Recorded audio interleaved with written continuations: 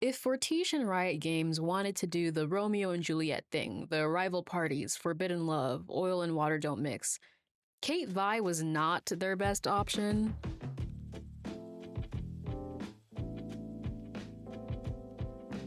I swear, I'm not the type to participate in shipping wars, but Arcane is something different. I could basically put every character in a random generator and make passionate arguments for or against whichever two get paired up.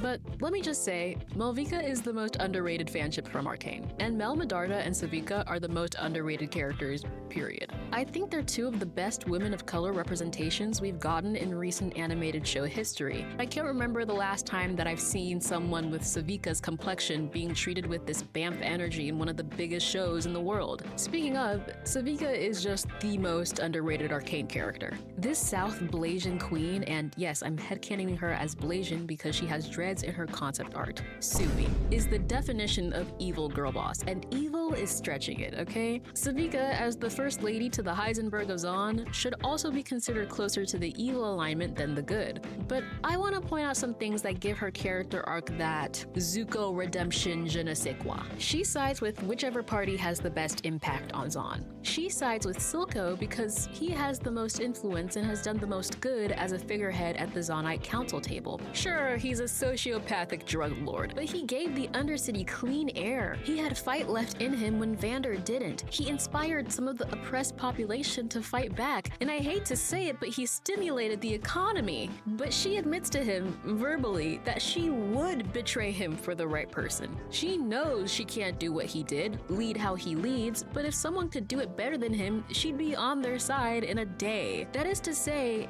the resilience of Zaun is the most important thing to her. That is who she's devout to. That is where her loyalty lies. She's a soldier, not a leader, and a soldier for Zaun, which is overall a just cause in my book. She's loyal to Zaun in a way that Jinx is cognitively incapable of being and Echo is morally incapable of doing, with the same amount of grit or even more than the both of them.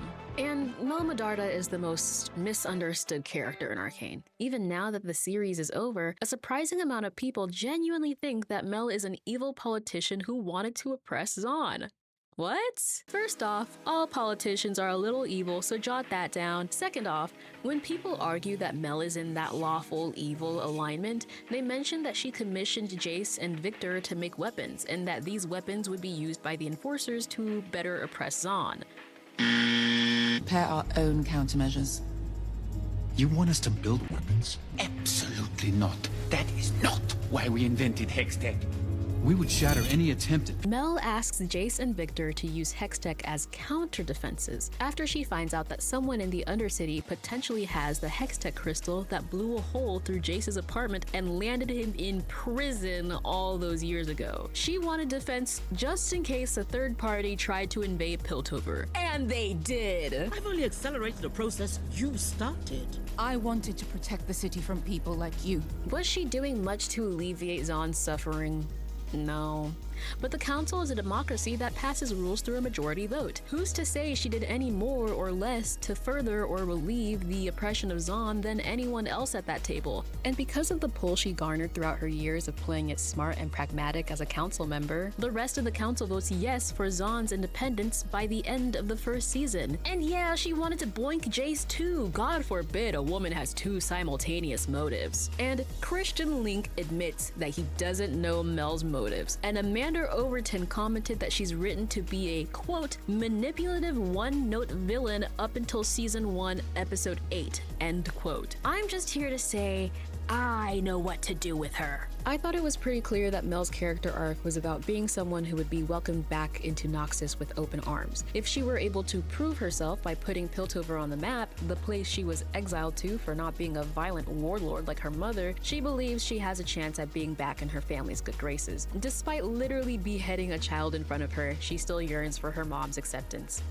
Immigrant mothers, am I right? But as she continues to work with Jace and Victor, she starts to see things from a different perspective. At first, she doesn't take anything they, specifically Victor, says seriously because he doesn't know war like she does. He doesn't understand the lengths people have to go to survive war. And knowing Jinx, she has a damn good reason for wanting to plan a counterattack early. It's once Silco tries to strike a deal with Jace that Mel starts looking at her position of authority sideways. She realizes that she doesn't have to be the person her mother wants her to be. She can be the caring pacifist that she's always wanted to be. I see her taking off her ring in the last episode of the first season as a sign that she's putting the Medarda trail of blood behind her in hopes of reaching a concrete and fair resolution. Her love, or lust if you want to see it that way, for Jace genuinely changed her, and probably would have had positive impacts on Zaun if Jinx hadn't, well, you know. And with the way the series ends, her tragic character arc is that no matter how much she wants to be a pacifist, the world that she's in forces her to be violent. She has to, no matter what, kill her mom,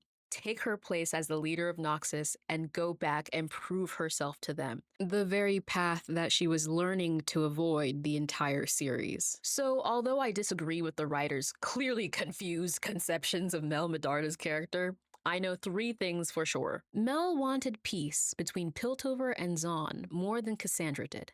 They're right not to trust us. You're walking a fine line, Jace.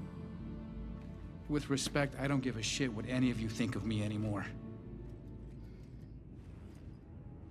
Except you. You were right. You were always right. Mel opposed going to war more than Caitlyn did. We use their division against them. Pin the attack on Jinx. Post a reward too substantial to ignore. I'm sorry, Mel. I'm not comfortable trusting our fates to chance. Jinx has proven elusive. Our healing can only begin once she's been brought to justice. Then it's settled. I'll agree to endorse the invasion, but I draw the line at Hextech. We have an ethos. Such force must be a final resort. If we do not defend ourselves with Hextech, our principles will mean nothing. We aren't prepared for a full-scale invasion.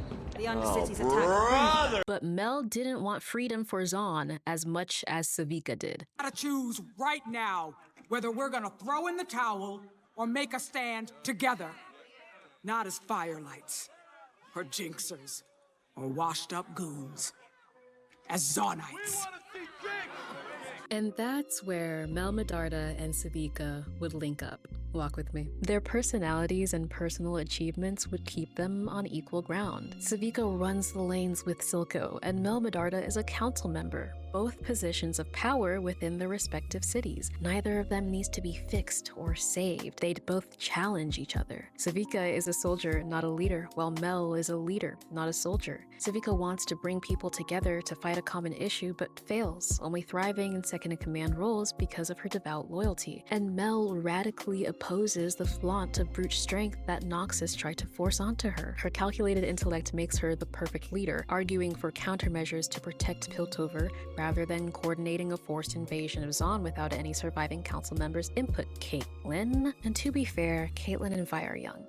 They're both like, what, 23? Meanwhile, Mel and Sevika are both in their 30s. An issue as complex as the power struggle between Piltover and Zaun should be handled with maturity. They've had time to make their mistakes and become who they are. Their power dynamic would make their attraction based on mutual but opposite strength. And before you say, but they never interacted in the series, so we can't know that they'd even like each other. Well, that's the whole point. The role of fandom is to expand canon lore. Shipping is just one of those tools that a fandom uses to further humanize the characters they've grown to love and amplify the world they devoted 12 hours or more to understand. We're making the dolls kiss, okay? So considering the outcome of the final season of Arcane, Sevika gets a seat at the council table and Mel returns to Noxus. This dynamic is ripe with sapphic possibilities. Sevika realizes that the council doesn't trust her, and Mel realizes that Noxus doesn't respect her. Sevika needs additional help to be pragmatic, while Mel needs additional help to be combative. AO3 writers, I'll let you take it from here. Now, on an aesthetic level, they look good together on camera. Mel is light and golden, while Sevika is metal and silver, but their duality doesn't clash. They complement each other. You know how you can't really mix gold and silver jewelry? Like, you can, but if there's too much silver, the silver overpowers the gold, and if there's too much gold, the gold overpowers the silver. Melvika is like the the perfect classy blend. And because of their brown skin tones, their looks are more cohesive as a neutral pair. Their color palettes are opposite enough, yet similar enough to make the pair look good together. And you may be thinking, is that really all you need? The gambling addict and posh princess dynamic with some good fashion?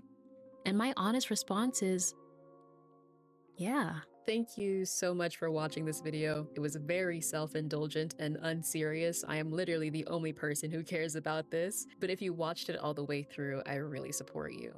I really support you. If you watch this all the way through, I really appreciate your support. There's better stuff coming in the future. Subscribe if you want to see it. Thanks. Bye.